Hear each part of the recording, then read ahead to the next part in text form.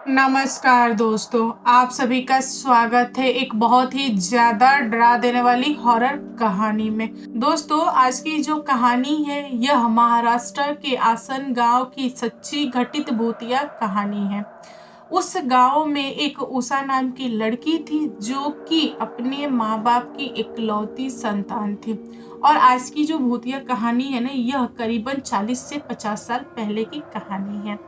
उस समय उसके जो माता और पिता थे वे लोग गरीब थे, ज्यादा धनी मनी नहीं थे। उषा का बचपन अच्छे से कट गया, लेकिन जब शादी की बारी आई तब उषा की मम्मी और पापा दोनों ने अपने भाई से, अपने माँ बाप से एंड रिश्तेदारों से पैसा मांगा कि मेरी बेटी है तो उसकी शादी में इतने खर्च आने वाले हैं, तो आप लोग मदद कर दीजिए। इन सारे रिश्तेदारों में प्लस उषा की चाचा चाची ने, बड़े पापा और मम्मी, दादा दादी, किसी ने भी उसके माता पिता का मदद नहीं किया। सारे लोगों ने उसको उसकी हालत पे छोड़ दिया। बोला कि तुम्हारी बेटी है, तुम समझो। यहाँ पर उषा के पापा ने फैसला लिया कि मेरे पास जितना जमीन है मैं उन सारे जमीन को बेचकर अपनी बेटी की शादी कर दूंगा, क्योंकि बेटी एक ही है। अगर जमीन रहेगा तो भाई लोग आपस में बांट लेंगे, और वे लोग ऐसे हैं कि आज मेरी मदद नहीं कर रहे हैं तो मैं क्यों अपनी प्रॉपर्टी उनको दूं। बिना किसी को बताए घर में उषा के पापा ने अपनी प्रॉपर्टी बेच दी। आज जब घर वालों को पता चला तो सारे लोग नाराज हो गए। उषा के शादी में ये लोग नहीं है, यह बोल के कि ये जो प्रॉपर्टी थी जरूरी नहीं है कि उषा ही यूज करती, उषा के जो भाई है वे लोग यूज करते। आखिर घर की प्रॉपर्टी है ना, बच्चों में बट जाती। लड़कियों को कभी हिस्सा मिला है क्या? ऐसा नहीं होता कि लड़कियों को भी हिस्सा मिलना चाहिए। मतलब पहले के टाइम में ना सोच कुछ ऐसी थी। घर वाले नाराज हो गए। उषा के पापा ने बोला कि चाहे जो भी हो, मेरी बेटी का था, मैंने हटा दिया और मैं अपनी बेटी की शादी एक अच्छे घर में कर रहा हूँ। तुम लोग को आना हो तो आना, नहीं आना हो तो कोई बात नहीं। उषा के मम्मी पापा और जो लोग खुश थे वे लोग आए, गांव के लोग आए। शादी बहुत ही ज्यादा अच्छे से धूमधाम से मराठी रिवाज में हो गई। उषा अपने ससुराल चली गई। वहां जाने के बाद से वह पूरे 3 से 4 महीने तक एकदम मस्त थी।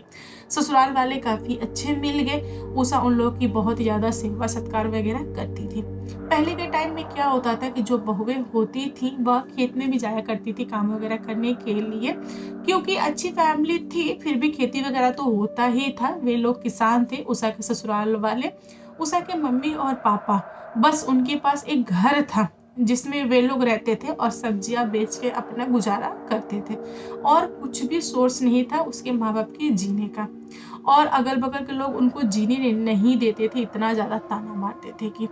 लेकिन उषा जो थी वह तो ससुराल में थी, वह चाहकर भी अपने माँ बाप को अपने साथ नहीं रख सकती थी। उसको पता था कि मेरे माँ बाप को बहुत कुछ बर्दाश्त करना पड़ रहा होगा चाचा चाची के द्वारा, बड़े मम्मी पापा के द्वारा। दोस्तों, उषा की जो लाइफ थी ना, वह एक दिन अचानक से एक नया मोड़ ले ली। उषा को पता चला कि वह प्रेग्नेंट है और उसकी यहाँ एकदम से खुशहाली ही खुशहाली हो गई। घर वाले बहुत ज्यादा खुश थे। उसका कुछ ज्यादा ही मान दुलार लाड़ प्यार वगैरह सब कुछ देने लगे। लोगों ने उसको खेत में जाने से मना कर दिया। बोला कि नहीं, तुम बोझा नहीं उठा सकती। उषा बोली कि ठीक है, घर पे ही रहेंगे। और बेचारी बहुत ज्यादा मेहनती थी, घर का भी काम करती थी प्लस छोटा मोटा काम वह अपने सास और पति का भी करा देती थी। वह बैठे बैठे, एक होता है ना कि गेहूं और धान की सीजन में जो रस्सियां होती हैं वह गेहूं के उससे बनते हैं, ऐसे पूर पूर के बनते हैं। उसका एग्जैक्टली नाम मुझे नहीं पता है, लेकिन रस्सी होती है, गांव में लोग ना बना लेते हैं पुआल से। तो पुआल से यह औरत बैठे बैठे रस्सी बना रही थी, बहुत सारा इसलिए रस्सी बना के रख दिया था कि ताकि उसी रस्सी से बोझा बांध के खेत से घर पे आता। तो बेचारी ने यह काम किया, थक गई, गई घर में खाना वाना बनाया, खाया पिया, सो गई। और इसने सोचा कि सुबह 4 बजे उठूंगी, तब जो बचा है रस्सी उसको भी मैं बना दूंगी ताकि पति और सास जल्दी से अनाज ढो के घर पे ला दे, वरना बारिश होगा तो सारा अनाज बर्बाद हो जाएगा खेत में। बेचारी यह सोच के सो गई। सुबह करीबन 3:30 4 के आसपास उसकी आंख खुल गई। उसको नींद नहीं आ रही थी। लोग ना पहले के टाइम में सुबह जग जाते थे।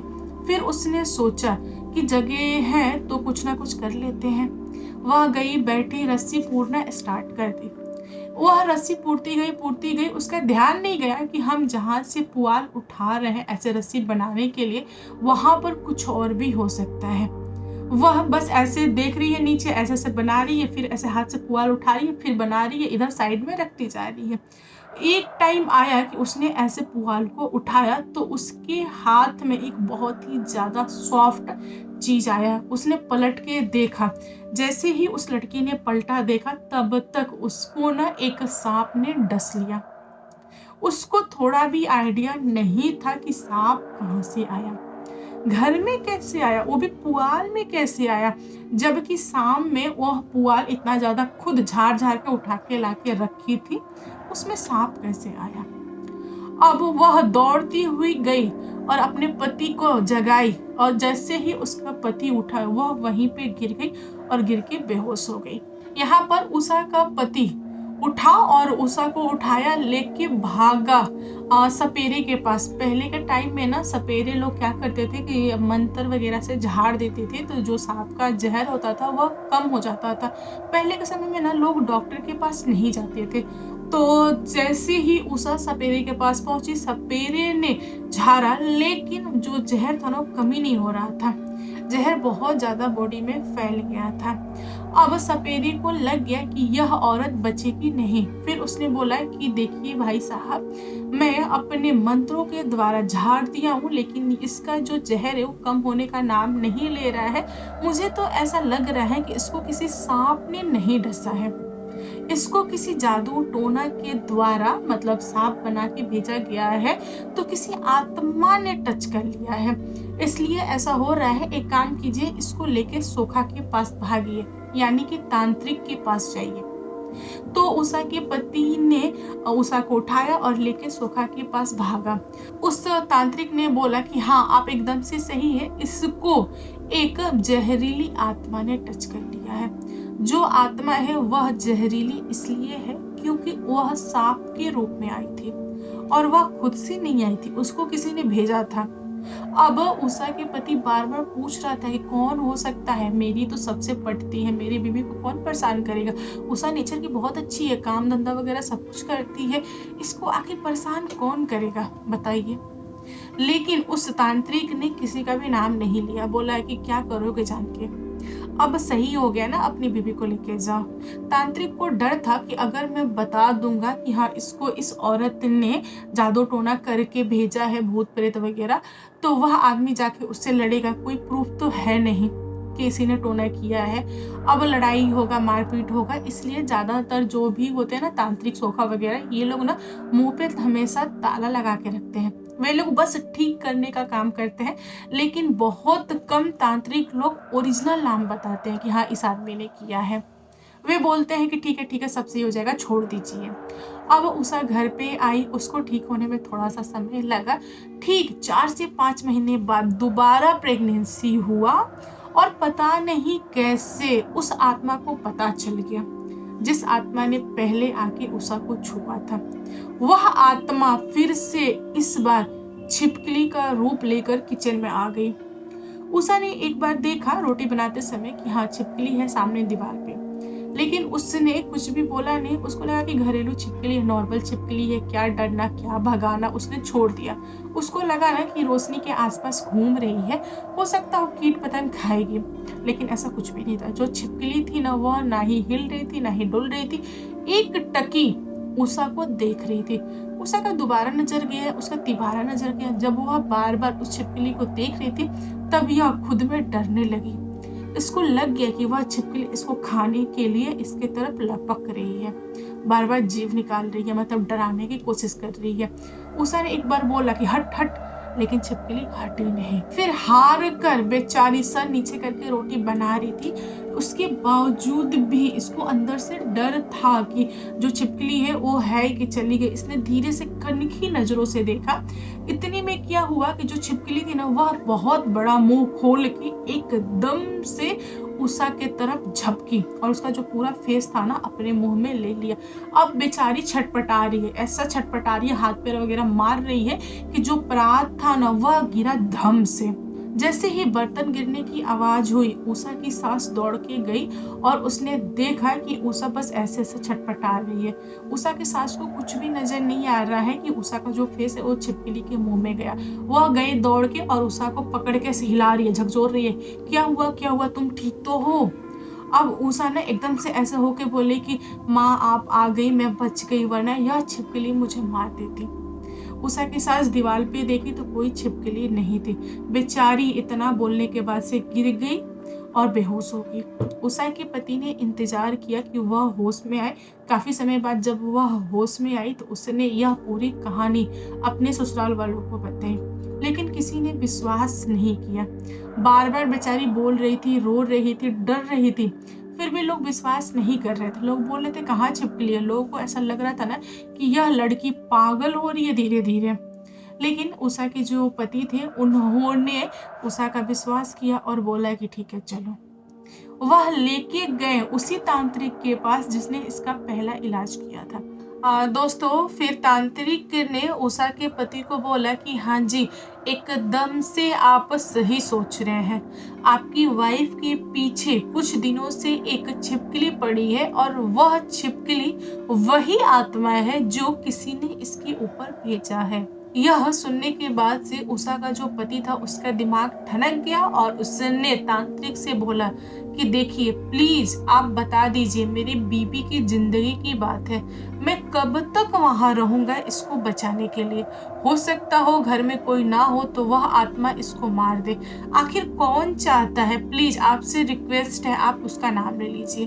बार बार रिक्वेस्ट करने के बाद से तांत्रिक ने बोला कि मैं उसका नाम तो नहीं ले सकता, लेकिन आप कहोगे तो मैं पलटवार कर सकता हूँ। यहाँ पर उषा के पति ने बोला कि मैं समझा नहीं, ठीक से बताइए आप कहना क्या चाह रहे हैं। तो तांत्रिक ने बोला कि जो आत्मा भेजा गया है उषा के लिए वह आत्मा अभी भी आपके घर में है और उषा को ढूंढ रही है। तो कहिए तो उसी आत्मा को मैं और भी मजबूत करके उस डायन के ऊपर छोड़ सकता हूँ जिस डायन ने आपकी बीबी के ऊपर आत्मा छोड़ा है। तांत्रिक का यह सुझाव उषा के पति को अच्छा लगा। उसने बोला कि आपको जितने पैसे चाहिए ले लीजिए मुझसे, लेकिन आप पलटवार कीजिए। यहाँ पर तांत्रिक ने वही किया जो उसके पति ने बोल दिया और उस आत्मा को पकड़ के उस आत्मा को और ताकतवर बना के पलटवार कर दिया तांत्रिक ने। आत्मा एकदम से गुस्साते हुए आई और उठा के पटक दी डायन को।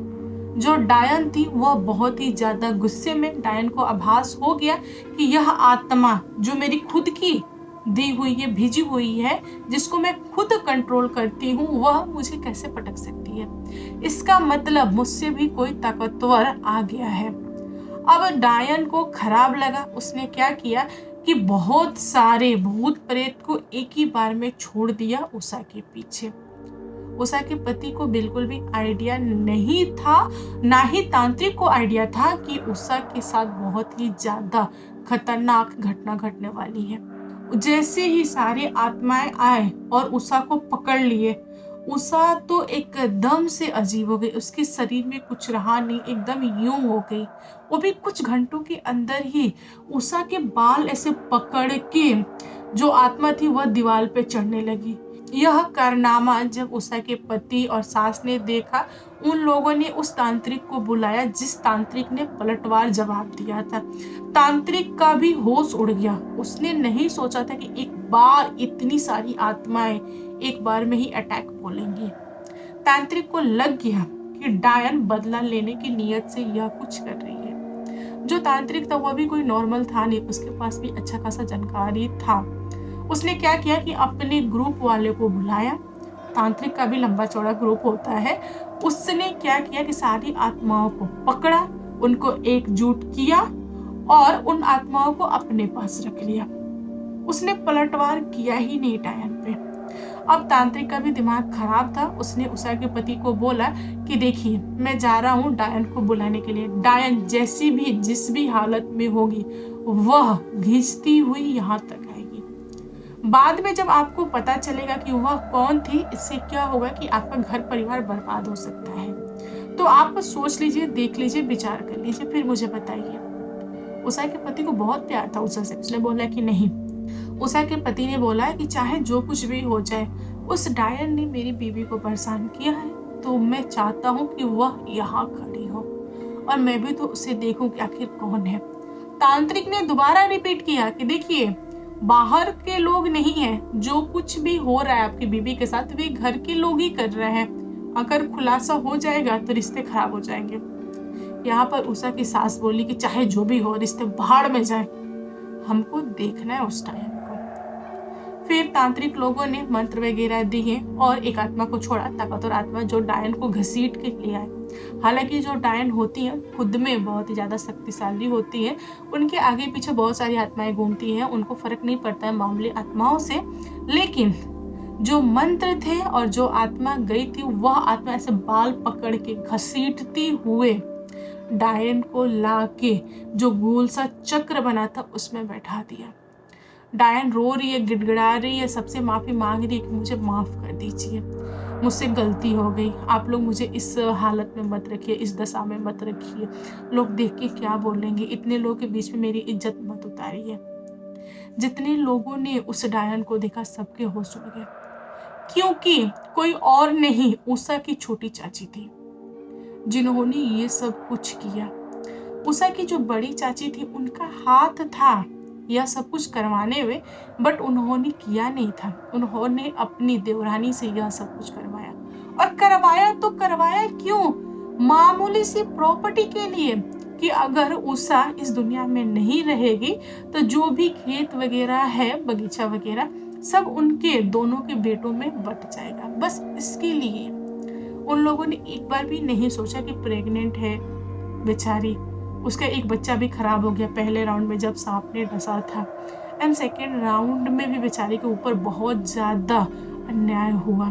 फिर उषा की फैमिली वाले जो थे, ससुराल वाले, उन लोगों ने फैसला लिया कि उषा की चाची को गद्दे पे बैठा के, बाल छील के, और जो होते हैं ना चप्पल जूतों का हार पहना के पूरे गांव घुमाने का विचार किया। लेकिन तांत्रिक लोगों ने क्या बोला कि नहीं, आप लोग ये सब मत कीजिए, यह सब खराब लगता है, किसी भी औरत के साथ करना बहुत ही खराब चीज है। आप लोग एक काम कर सकते हैं, एक छोटे से बच्चे को लाके, जिसके पास ज्यादा ज्ञान ना हो, वो अबोध हो, उससे ना डायन की थोड़ी सी बाल कटवा लीजिए। उसे ये फायदा होगा कि डायन की जो भी शक्तियां है ना, वो बहुत ही ज्यादा कम हो जाएंगी, और उतनी कम शक्तियों से वह दूसरे के ऊपर दोबारा प्रहार नहीं कर सकती। और वह जो कटा हुआ बाल है उसको ऐसी जगह पर रखिएगा ताकि उसको डायन दोबारा पा ना सके। जैसे जैसे तांत्रिक ने बोला, उषा के पति ने सेम वैसा ही किया, और बाद में उषा ने बोला कि मुक्त कर दीजिए चाची को, मुझे चाची से कोई शिकायत नहीं है, जाने दीजिए। उषा बहुत ही अच्छी थी दिल की, उसने अपनी चाची को छोड़ दिया। चाची को बहुत ही ज्यादा खराब लगा, और जो चाचा थे उन्होंने भी अपनी वाइफ को घर से निकाल दिया, बोला तुमको दुनिया में जहाँ रहना जाके रहो, लेकिन तुम मेरे घर में नहीं रह सकती।